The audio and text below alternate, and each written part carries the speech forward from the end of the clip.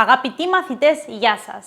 Σήμερα θα λύσουμε την απορία του μαθητή μας Νικόλα, ο οποίος ζήτησε να μάθει πότε χρησιμοποιούμε τις λέξεις καταρχάς και καταρχήν. Οι δύο αυτές φράσεις έχουν παρόμοιο άκουσμα, όμως έχουν πολύ διαφορετική σημασία. Αν προσέξετε και κάποια προηγούμενα βίντεο μαθήματα, θα δείτε ότι πολλές φορές αρχίζω με τη λέξη καταρχάς. Η λέξη αυτή σημαίνει αρχικά, αρχίζοντας, στην αρχή, πρώτα-πρώτα.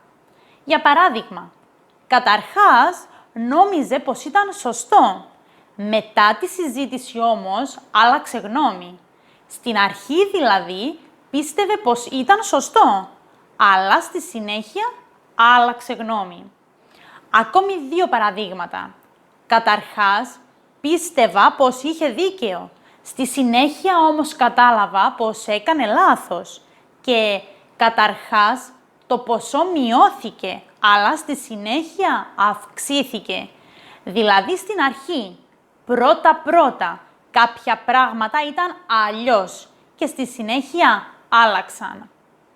Από την άλλη, η φράση καταρχήν χρησιμοποιείται όταν εννοούμε στα βασικά σημεία, κατά βάση, όσον αφορά την ουσία. Για παράδειγμα λέμε, δεν διαφωνώ καταρχήν, αλλά σε επιμέρους θέματα.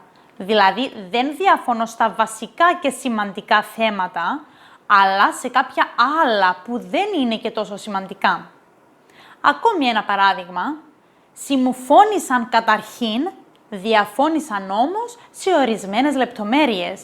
Συμφώνησαν δηλαδή στα βασικά σημεία, όμως διαφώνησαν σε κάποιες λεπτομέρειες.